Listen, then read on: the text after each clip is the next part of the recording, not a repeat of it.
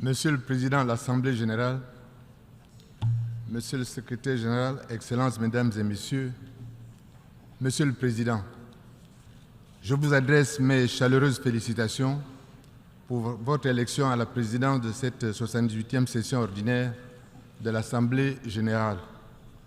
Je rends hommage à votre prédécesseur, M. Saba Korosi, pour le travail accompli pendant son mandat. Et j'exprime la confiance de mon pays au secrétaire général Antonio Guterres dans l'action audacieuse et multiforme, ainsi que les importantes réformes qu'il entreprend en vue d'accélérer la réalisation des objectifs de développement durable d'une part et de promouvoir la paix et la sécurité internationale. Monsieur le Président, je me tiens devant cette auguste Assemblée dans un contexte sans précédent pour mon pays, passé par la case frayeur à la suite d'un processus électoral chaotique qui a été interrompu le 30 août dernier par les forces de défense et de sécurité. Naturellement, cette intervention a été condamnée par la communauté internationale au nom de la violation des exigences démocratiques de dévolution du pouvoir. Il est cependant utile pour l'équilibre de l'information et pour dissiper certaines suspicions de rappeler précisément le contexte politique gabonais qui a précédé et justifié cette prise de pouvoir. On aurait tort, de notre point de vue, de prononcer des sentences sans nuance et de faire des amalgames faciles, désaccordés des réalités de notre contexte. Qu'il me soit donc, en tout premier lieu, permis de rappeler au souvenir de chacun l'expérience de l'élection présidentielle de 2016, dont la situation actuelle est l'une des conséquences. Tout le monde s'en souvient. Cette élection a fait l'objet d'un rapport circonstancié de la mission électorale de l'Union européenne, qui avait dénoncé un processus frauduleux, insincère et dépourvu de toute transparence, avec des résultats défiant les lois de la statistique. Elle a surtout été caractérisée par des violences, avec de nombreuses pertes de vies humaines et d'importantes dégradations de biens pour l'ensemble de la collectivité. Pour tenter de désamorcer cette situation, dont le coût social a été élevé, il a été organisé en 2017 un succès d'année de dialogue qui s'est tout de même soldé par le retour à un scrutin à 2 tours. C'est cette petite concession à la démocratie qui a été de nouveau reprise au premier semestre 2023, avant même qu'elle ne soit expérimentée. Le régime n'entendait donc pas renoncer à sa stratégie de fraude. De 2017 à 2022, aucune préparation des élections prévues constitutionnellement de se tenir au plus tard le 26 août 2023 n'a été entreprise. Cette dernière a commencé en février 2023 et a concentré un nombre invraisemblable d'entorses et de distorsions faites au cadre constitutionnel, législatif et réglementaire des élections, y compris alors même que le processus électoral était déjà lancé. Je peux citer, entre autres, si vous me permettez cet inventaire non exhaustif, le retour aux élections à un tour, le choix d'un président du Centre gabonais des élections, notoirement partial, en raison de sa qualité de membre connu du parti au pouvoir, l'absence de fiabilité du fichier électoral, affecté par la présence nombreuse de personnes décédées, la suppression des dispositions permettant la représentation de tous les candidats dans les bureaux de vote en violation flagrante du principe d'égalité, la modification en violation du simple principe de la hiérarchie des normes, des dispositions législatives issues de la loi portant dispositions communes à toutes les élections politiques par décret, le couplage des candidatures aux élections présidentielles et législatives. On peut donc observer que toutes les saisines faites par les différentes composantes de l'opposition et de la société civile pour contester ces modifications ont été rejetées sans examen par une cour constitutionnelle inféodée au pouvoir. Tout observateur attentif, honnête et de bonne foi de la vie politique gabonaise de ces dernières années avait pleinement conscience de la dégradation de la situation. les uns et les autres, au sein de l'opposition gabonaise, sont allés voir les missions diplomatiques, puis ensemble, le 9 août 2023, se sont rendus chez le représentant spécial du secrétaire général des Nations Unies pour l'Afrique centrale et qui réside à Libreville au Gabon, pour le prévenir du tournant que prenait le processus électoral et du danger qu'il y avait à maintenir sa conduite en l'état de ses constatations.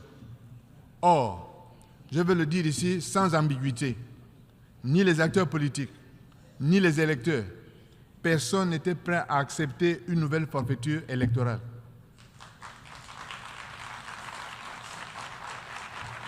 Cette détermination, connue de tous, n'a pas empêché le Centre gabonais des élections d'acheminer les urnes sous son seul contrôle et sans aucune étanchéité, de procéder frauduleusement à des modifications des procès-verbaux dans les lieux de centralisation des résultats distincts des lieux où les élections s'étaient tenues.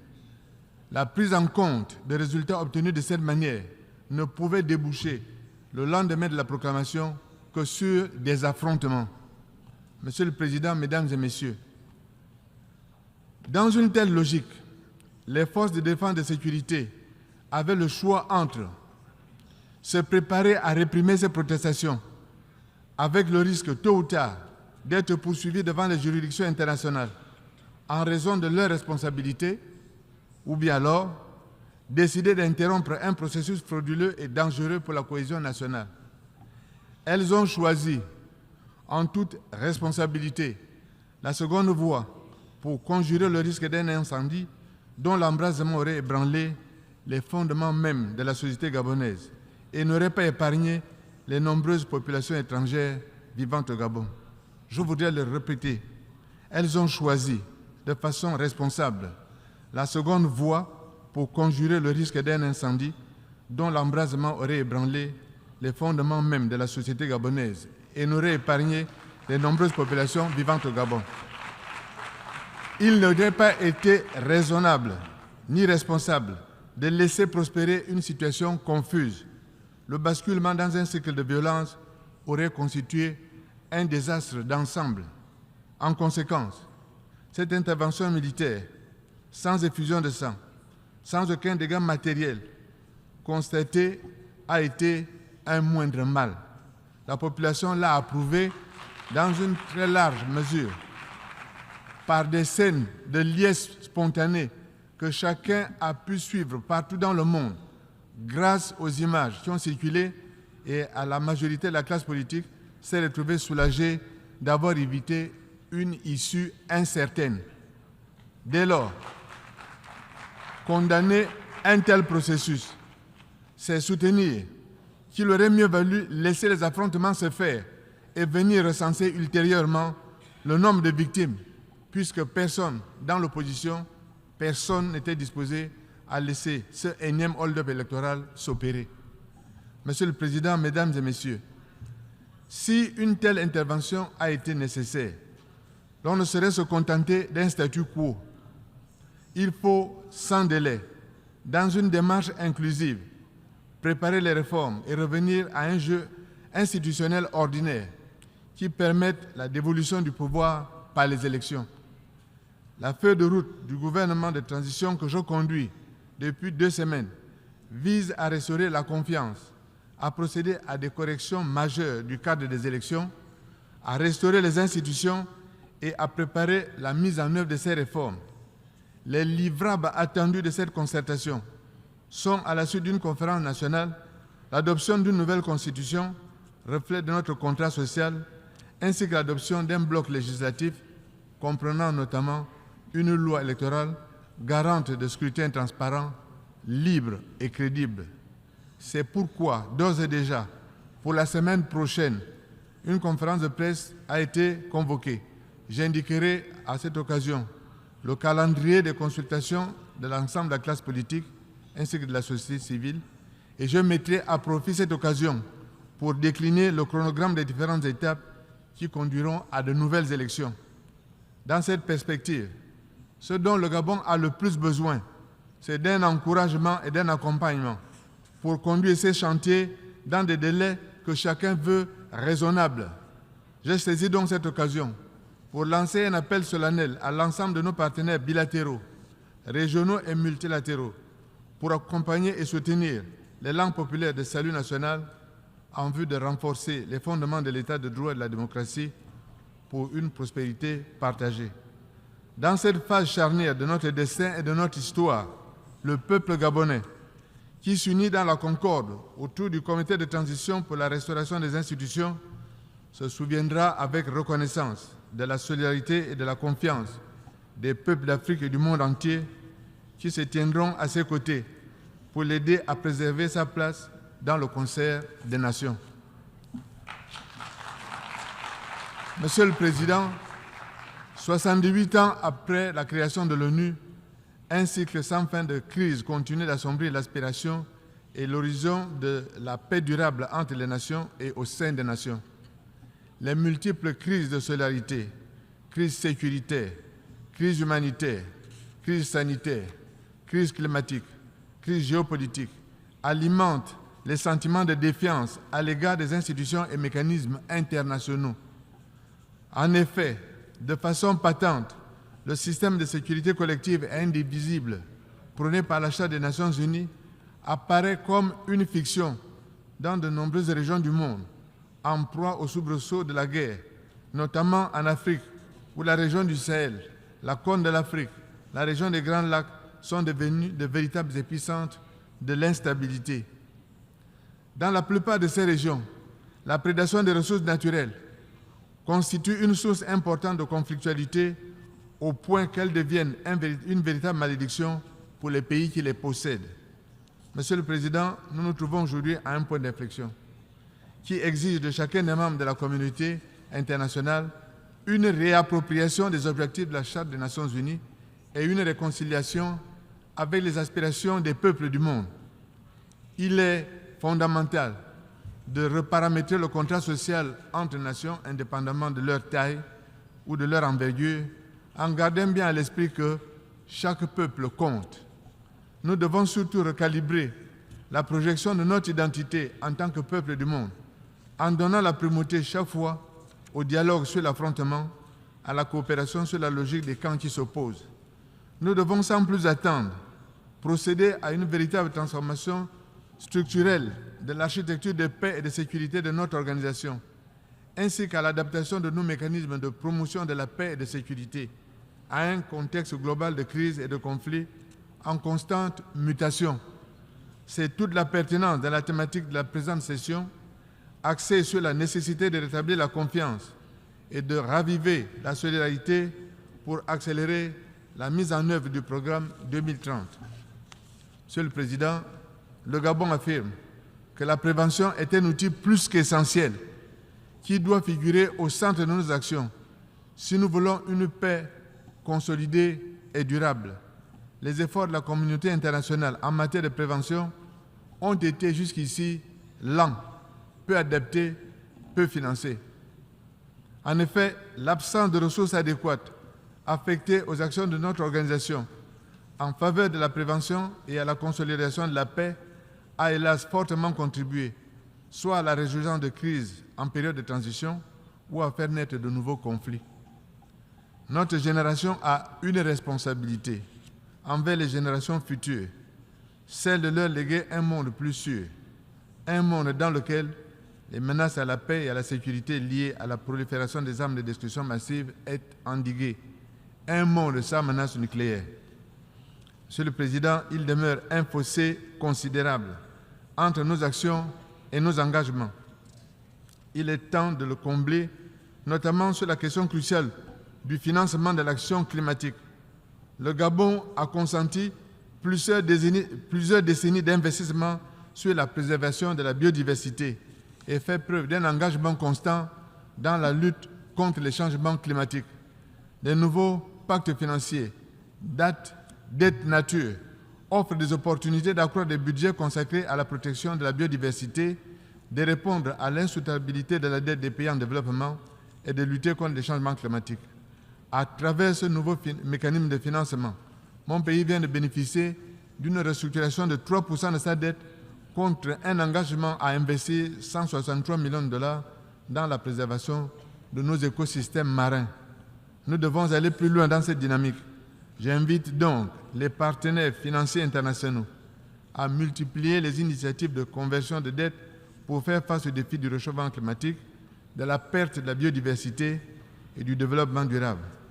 C'est par une approche multilatérale et la réinvention de nos réponses que nous pouvons efficacement relever les défis multiformes qui se posent à l'humanité. Monsieur le Président, le programme de développement durable 2030 constitue notre feuille de route commune pour relever les défis mondiaux. Cependant, à moins de 10 ans de l'échéance, les progrès inégaux et insuffisants, la pauvreté, la faim, les inégalités sociales, les carences en matière de santé et d'éducation, l'absence de financement adéquat en faveur des objectifs de développement mettent fortement en péril la réalisation de cet ambitieux programme. Tout au long de la transition que je conduis, j'envisage de redoubler les efforts de mon pays pour accélérer la mise en œuvre de l'agenda 2030 en renforçant de façon pratique et pragmatique les politiques nationales et en encourageant les partenaires innovants entre secteurs publics et privés. Par ailleurs, j'entends mettre un accent sur l'action au niveau local par les autorités, la société civile et le secteur privé en impliquant pleinement les citoyens, notamment les jeunes et les femmes. Il est fondamental que la communauté internationale puisse accroître son soutien aux pays en développement. Des financements supplémentaires sont en effet nécessaires, en particulier pour les pays les plus vulnérables. Les différents sommets organisés en marge de cette session, notamment sur le financement du développement, l'ambition climatique, la couverture universelle, sont l'occasion pour la communauté internationale de concrétiser sa volonté d'action commune et d'accélérer la réalisation des ODD. Monsieur le Président, au sein du système des Nations Unies, l'exclusion et la marginalisation sont de redoutables prédatrices de notre vivre ensemble. L'Afrique doit pouvoir trouver sa juste place en tant qu'acteur à part entière de la scène internationale et non comme un simple enjeu géopolitique des puissances. En effet, plus de 78 ans après la création de l'ONU, le monde a complètement changé. Le contexte international a complètement changé. Le paysage géopolitique a complètement changé. La nature des guerres a littéralement été métamorphosée. La technologie a complètement transformé notre vie quotidienne. Mais la structure de nos institutions reste essentiellement inchangée, en particulier en ce qui concerne notre sécurité collective. Pour relever les défis de l'avenir, notre architecture de sécurité devrait refléter les réalités actuelles et futures. Nous devons effectuer une mise à jour de nos institutions internationales, de nos mentalités, de nos perceptions d'une paix durable, d'une prospérité partagée et du vivre ensemble. Nous devons réinventer les solutions aux menaces contemporaines, notamment le changement climatique et l'insécurité cyberspace. Nous devons faire face à la crise de solidarité internationale qui alimente les crises sous-jacentes sur les plans économiques, humanitaires, sanitaires ou alimentaires. Nous ne pouvons relever ces défis au siècle présent avec les outils d'un autre siècle. Monsieur le Président, à l'aune de ce constat affligeant, nous sommes convaincus de l'urgence d'agir pour donner notamment effet à 3 perspectives fondamentales, en même temps de rendre le système multilatéral plus crédible et plus inclusif. Premièrement, nous devons réformer le Conseil de sécurité sans tarder. Il doit être représentatif de la réalité d'aujourd'hui et des défis actuels et futurs. Deuxièmement, nous devons redéfinir nos règles et nos mécanismes pour faire face de manière adéquate à l'évolution de l'insécurité et du terrorisme. Il s'agit de garantir l'inclusivité et la solidarité de façon à ne laisser aucune place à la politique du 2 poids, 2 mesures. Nous devons également nous attaquer plus sérieusement aux causes profondes des conflits et des crises. Troisièmement, nous devons construire un nouveau contrat social, un nouveau pacte mondial entre les générations, entre les gouvernants et les gouvernés, entre l'échelle mondiale et régionale, en mettant un accent particulier sur les jeunes, les femmes, la société civile et le secteur privé. Dans ce nouveau contrat social, pour l'avenir, des passerelles en tout lieu doivent remplacer les murs. L'éducation doit partout repousser le carcan de l'ignorance et de l'intolérance. Le multilatéralisme doit prévaloir sur les postures unilatéralistes. et la logique du dialogue doit sans cesse prévaloir sur la logique d'antagonisme et des zones d'influence. Monsieur le Président, pour terminer, je voudrais souligner notre exigence de réponse aux générations présentes et futures. Cette solidarité intergénérationnelle est une exigence morale envers ceux qui n'auront pas d'autre choix que d'hériter des conséquences de nos choix d'aujourd'hui. Nous leur devons une réponse qui soit à la dimension de leurs peurs, de leurs besoins, de leur légitime aspiration à vivre en paix dans la dignité et la prospérité. C'est au regard de ces perspectives essentielles que nous avons pris nos responsabilités et que nous sommes résolus à engager, à inscrire notre action à la dimension des actions de notre peuple. Je vous remercie.